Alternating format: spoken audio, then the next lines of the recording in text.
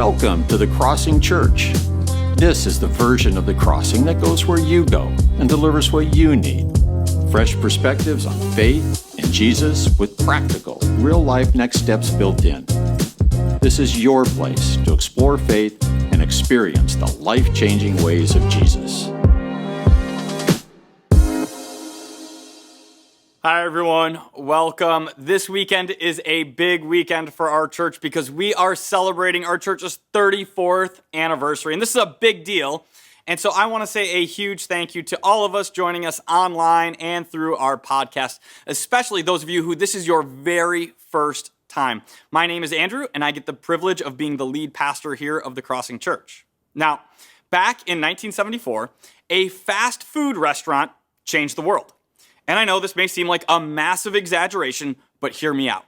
Back then, if you were to show up at a fast food restaurant, let's say like McDonald's, and you ordered a Big Mac, you would get 2 beef patties, cheese, lettuce, tomato, onion, pickles, and special sauce. No matter what McDonald's you went to, in whatever town, each Big Mac was the exact same.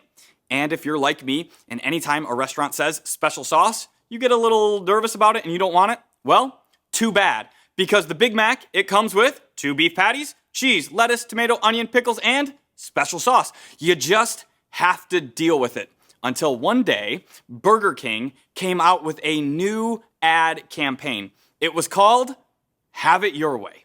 And there were commercials, there were posters, print ads, everything. And the idea being that your food should be made your way.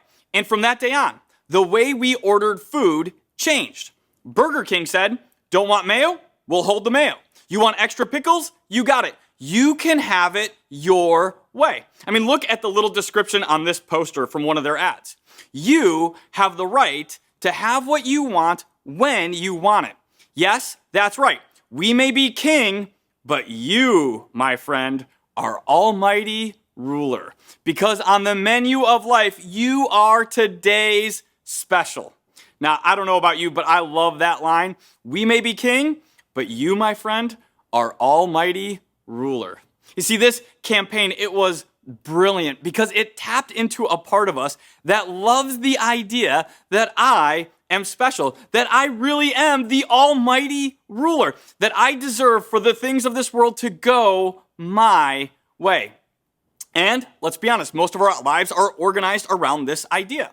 I mean, I believe that we should be able to consume my food exactly the way and when I want to. Or how about when it comes to what you watch? I want to watch and consume the shows I want when I want to. Anyone else remember the old days? Remember when like a show would premiere at 7 p.m. on Thursday and you had to sit in front of your TV, and if you were late, if you showed up at 7:10 to watch your show, well, too bad. There was no DVR, no on demand. You just missed the first 10 minutes. Oh, and then on top of that, you remember you had to watch these things called commercials? I'll tell you, my kids, they have no idea how good they have it. A while back, we were on vacation at this hotel, and we turned on Nick Jr. because we saw that Bluey was on, and we watched it. But my kids, they got so confused and then eventually so frustrated because every 5 minutes, the show stopped, and they had to watch these ads. I mean, they had never seen a commercial in their entire life. They have it so good today. You see, you and I, we have been trained to believe that we are the almighty ruler. You know, when we see a new pair of shoes we want, we believe we should have them delivered to my door. I don't need to go out to a store and get them. And 3 to 5 day shipping? No way. Next day. I want it my way. You see, we call this the consumeristic mindset. And this is the belief that life is about getting and accumulating stuff. And I'll tell you, this affects every area of our lives, even our faith, even our view of the church. You see, when we watch or listen to a pastor give a message, you know what we want? We want the message to be funny, but not too funny, because God is serious business. We want the message to have some heart and authenticity in it, but probably not too much heart, because most of us get a little nervous around emotions. And, there better be something I can apply to my life, but it better not be too much because I'm already really busy with my already busy schedule. On top of that, the music, it better be uplifting, but also moving and energetic, but not like a concert. You see, you and I, we show up to church believing that church is just another thing that we should be able to consume. I want church and faith my way. And while I have a moment, let me just let you in on a little pastoral secret. Every time pastors get together, we all have a story of someone who set up a meeting with us, and they walk in and they say, "Oh, pastor, I'm leaving the church. It's nothing personal, but I'm just not being fed here anymore." I mean, every pastor I know, they got dozens of these stories, and they're all the same. The person just walks in and they say, I just need more Bible, or I need more community, or more music, or less music, and this church, it's just not feeding me anymore. And the idea here is it's up to the staff, or it's up to the volunteers to spoon feed spiritual truths about God into your life. And they just say, I'm not getting fed anymore. I mean, could you imagine this conversation happening anywhere other than the church? I mean, could you imagine being a grown 30-year-old man or woman and being upset because your mom and dad, they're no longer feeding you 3 meals a day. They're no longer putting a little bib on you and putting the food in front of you and doing the little airplane game like you do with little kids. I mean, could you imagine that happening in our world today? Of course not. It would be ridiculous. But so often that's what we want out of the church. And how do I know this? Because I'll tell you, I can be just as guilty as anyone when it comes to faith and church. When I'm out of town on a weekend and my family and we attend a church, what I've learned is it is so hard for me to turn off that consumeristic mentality. Often I'll show up to a church, and if I'm checking my kids in and the process takes over 2 minutes, internally I'm like, ugh, this is taking forever to get my kids checked in. Or if the coffee is bad, the first thing I think is oh man, really? The coffee's bad? Now after this, I got to stop by Starbucks on my way home. Then I'll sit in the auditorium and I'm constantly evaluating the service. Do I like the music or not like the music? Do I like the pastor's style of preaching or not so much? And if I'm not careful, the entire focus of the service is on me. And so today we are kicking off a series called Cancel. Because while our entire world is focused on canceling people, I believe right now God is looking deep inside of us. And God sees the very things that are holding us back from living the life He made us for. So today we are going to talk about how do we cancel this consumeristic mindset in us. And our model for breaking this hold on our lives is, of course, Jesus. In John chapter 4, Jesus and his friends, these disciples, they've been traveling for a while, so they're a little low on food. And so, at this point, the disciples, they're going to head into town and they get some food, while Jesus, he just takes a rest by this well. And a few minutes later, a woman walks up, and Jesus, he begins to have this amazing conversation with her. Then, a little while after that, his disciples come back and they're bringing some food. They got a little Chick-fil-A or maybe some In-N-Out, and they're like, "Here, Jesus, we brought you some food." But check out what Jesus says to them. He says, "I have food to eat that you know nothing about."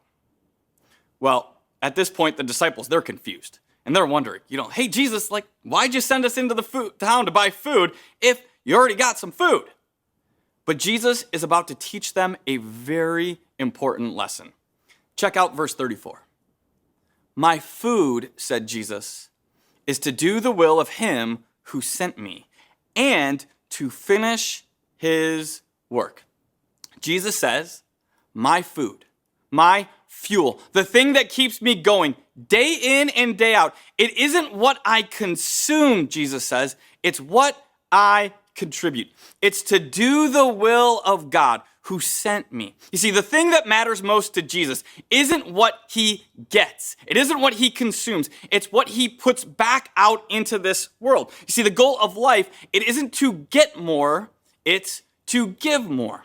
Think about the stories that really move you and me. The stories that you and I, we love to hear and tell. I mean, rarely, I'll tell you, at our church, rarely does someone come up to me and rarely do they say, "Oh, Pastor, we need to praise God today because guess what?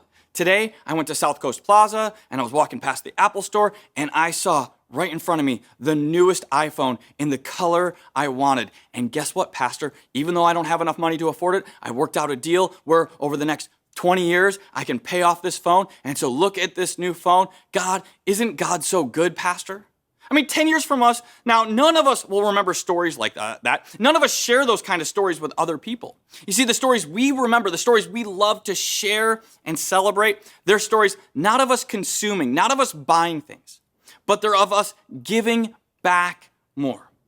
I mean, I'll tell you, for me personally, the stories I love to hear around our church are the stories of people like James Paley. James Paley has been at our church for 31 years. He's a dad, husband, he works hard. I mean, here is a busy guy. And recently, God put it on his heart to start serving with our junior high and high school students. I mean, he's been thinking about, for a while now, about how kids are growing up right now in our community where they don't have great role models or they don't have people that they can go to for advice or wisdom when they're going through difficult times. And so, James said yes, in spite of all the commitments he has, to be here on Wednesday nights and serve our junior high and high school students.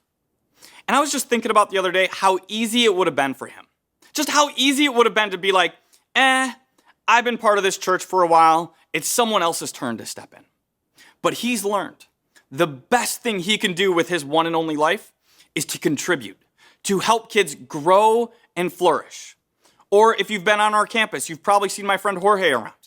Every time we have an event, there's Jorge with his camera. And he captures moments that are absolute gifts for families of our church. And he does it because he loves to help and serve. He is a contributor.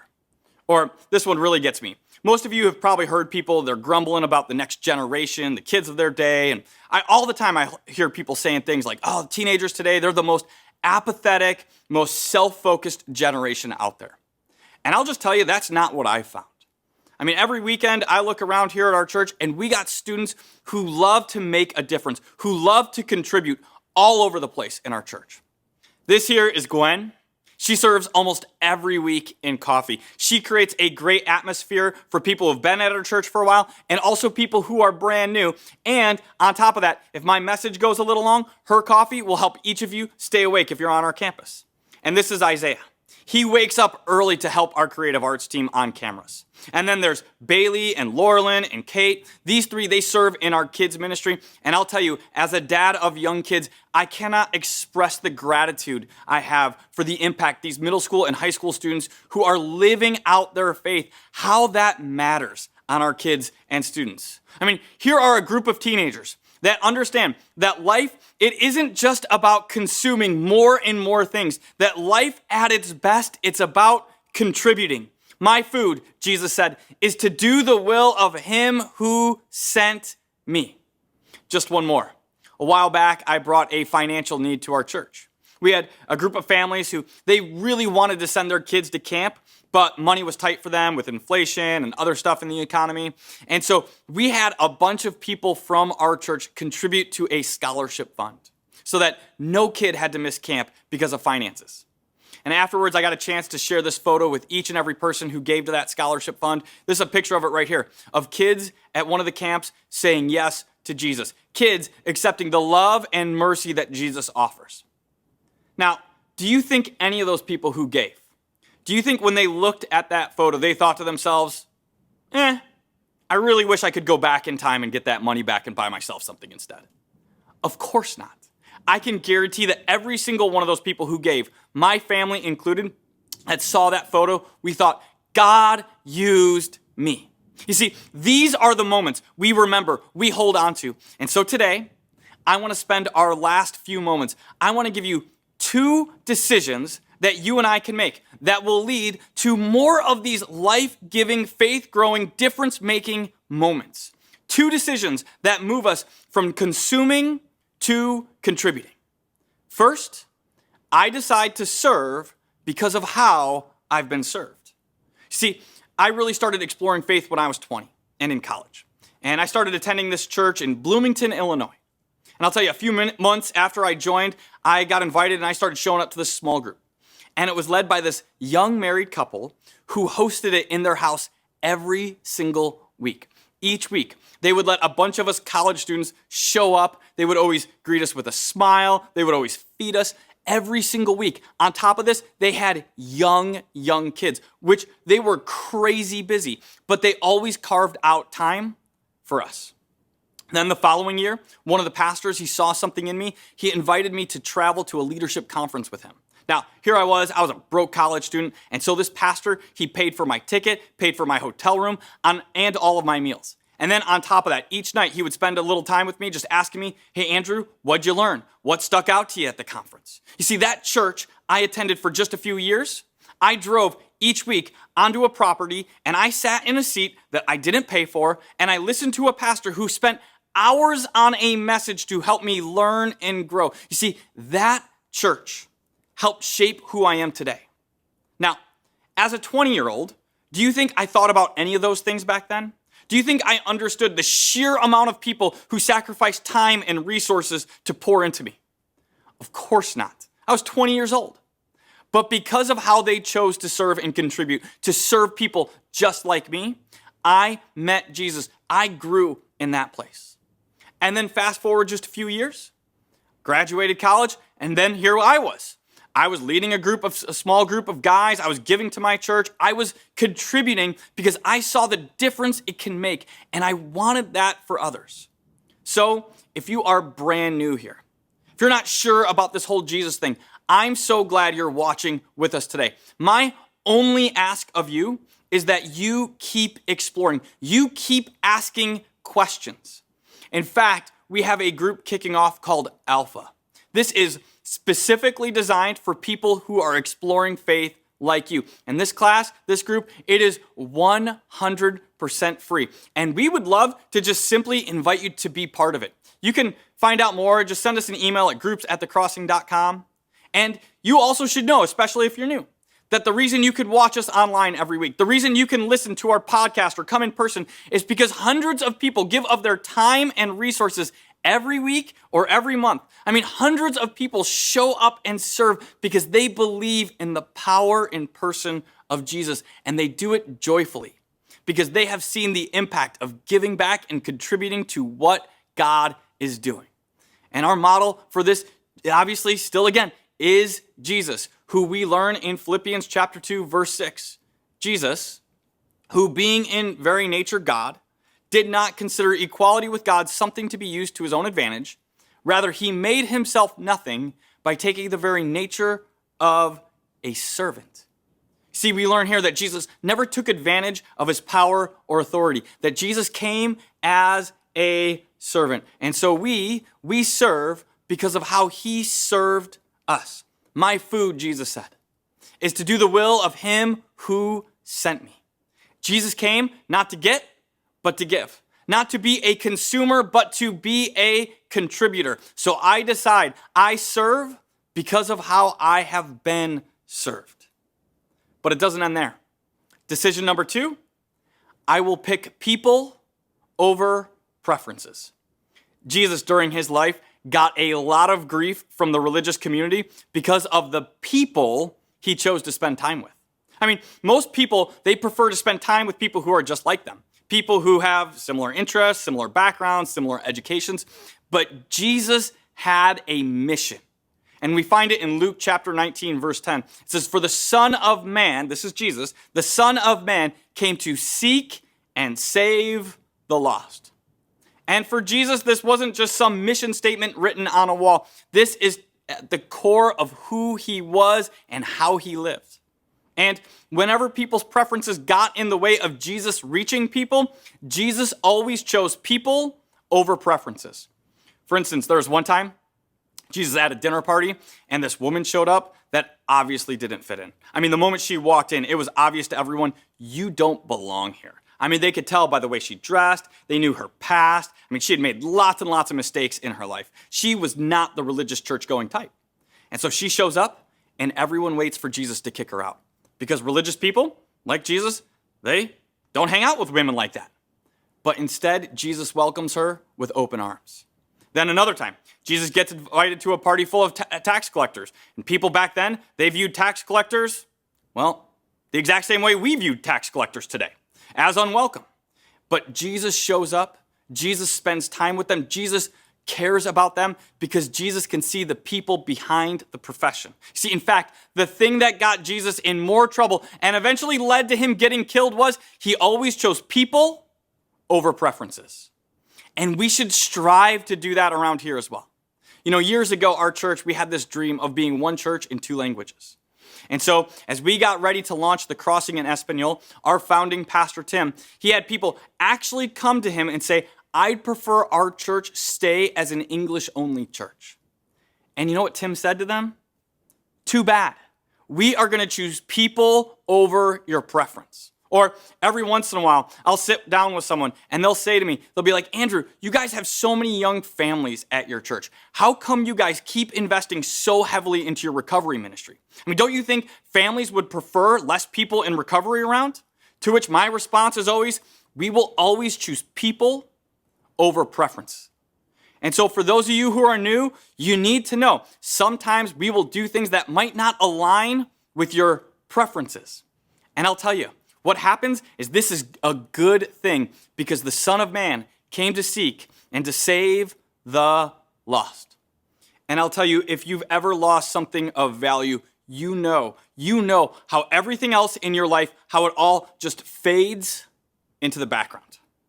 A few Halloweens ago, we were out with some of our friends and my kids were trick-or-treating and it's getting towards the end of the night, so it's kind of getting dark outside and my kids got this huge pillowcase full of candy and we're all tired and we're all starting making our way back to our friend's house.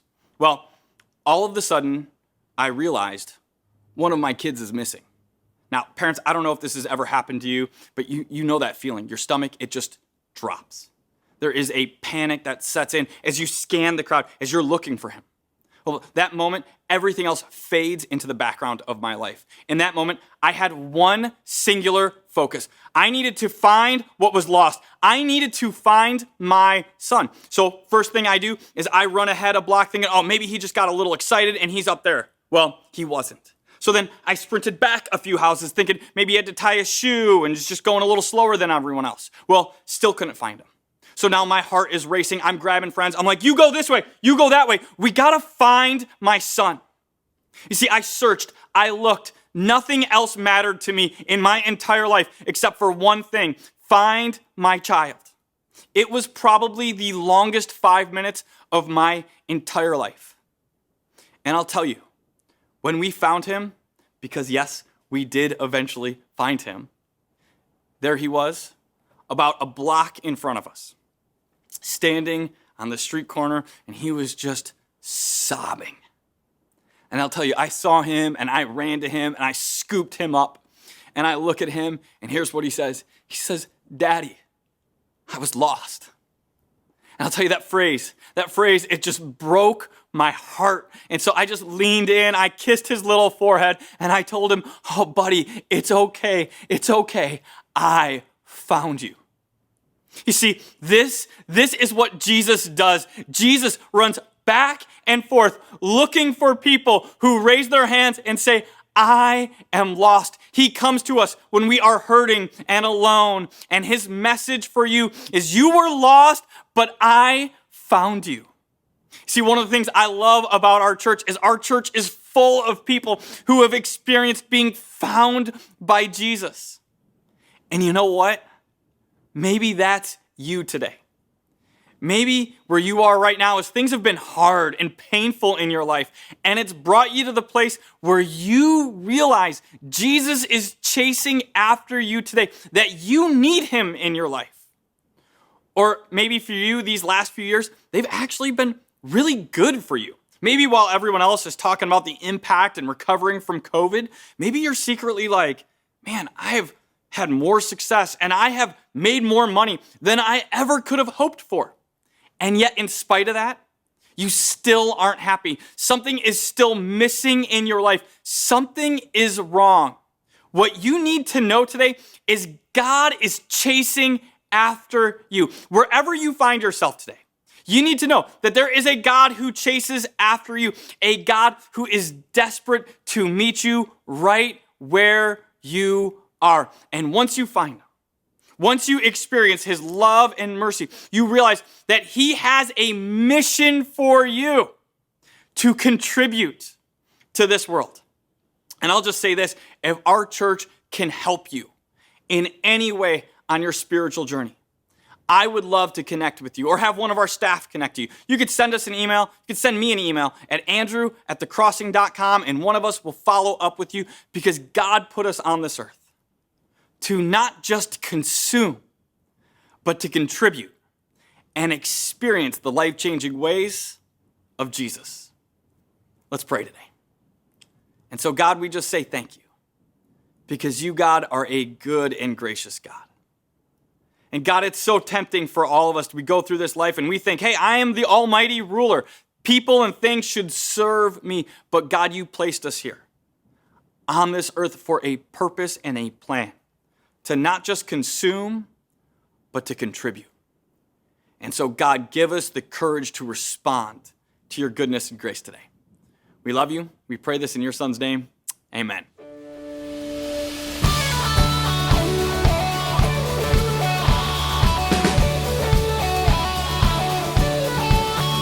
I was buried beneath my shame, and who could carry that kind of weight? It was my turn till I met you, and I was breathing but not alive, and all my failures I tried to hide. It was my turn till I met you. You called my name, and I ran out of that grave, out of the darkness into your glorious day. You called my name, and I ran out of that grave, out of the darkness into your glorious day.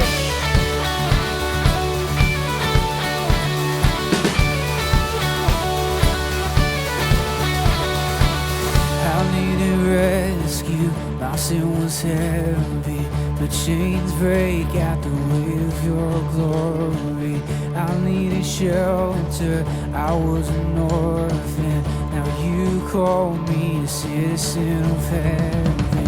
When I was broken, you were my healing, now your love is the air that I'm breathing. I have a future, my eyes are open, 'cause when you call my name, and I ran out of that grave, out of the darkness into your glorious day. You called my name, and I ran out of that grave, out of the darkness into your glorious day.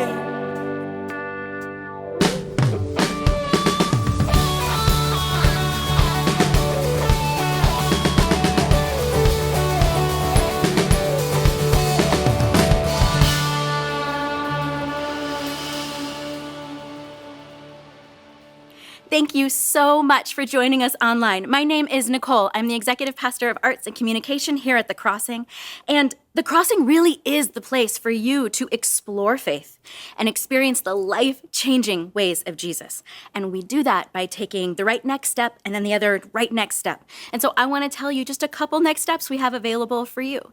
The first and easiest one is a thing called Pathways to God. So this is a downloadable free resource that you can think about as a personality test that helps you discover how you can connect with God and maybe some ways you haven't thought of before, some ways that you can go deeper. So download this resource. The link is in the description, or you can use the QR code, but get it today. It is really fun, and it's also a great way to get to know yourself and other people. Include your family and friends in this resource.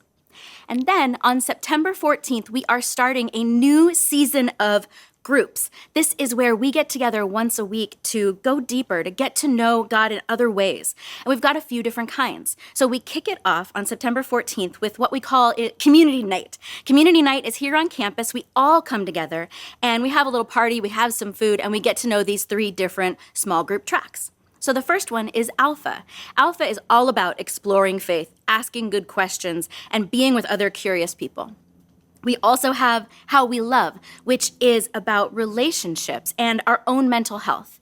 And we also have weekend groups where we go in deeper to the weekend content and really get more out of each of those topics and how we can apply them to our lives. So go to thecrossing.com/groups to find out all the information. You can also email groups@thecrossing.com if you have any questions at all. You know, the Crossing, lives change because of groups, but they also change because of the resources that are here. And so I just want to say thank you so much to those of you who give to the Crossing. What you give really does change lives through those different groups and the resources we can have, but also, like a week ago, I was talking to this woman, and she was experiencing homelessness a few months ago when she first found the Crossing. But she was welcomed here. And she was loved, and people have gotten to know her, and she now comes every Sunday. She volunteers on the weekend. She's been in groups, and she can't even really talk about this place without tearing up. It matters so much to her. And I just want you to know that you have a huge part in that. When you give to the Crossing, you are changing people's lives, one person at a time. Thank you from the bottom of my heart for giving to this place so that we can all together have an impact. You know, the Crossing is 34 years old this weekend, and we are celebrating our birthday. We are celebrating who the Crossing has been for all these years, this place that anybody can come and explore faith. And so, yes, we will see you online all the time. We will see you on Sundays at 9:15 and 11:15, and we will see you for years to come. We want to celebrate who we have been and who we are. Enjoy this last video. On September 11th, 1988, at the corner of 23rd and Orange, the Crossing was born.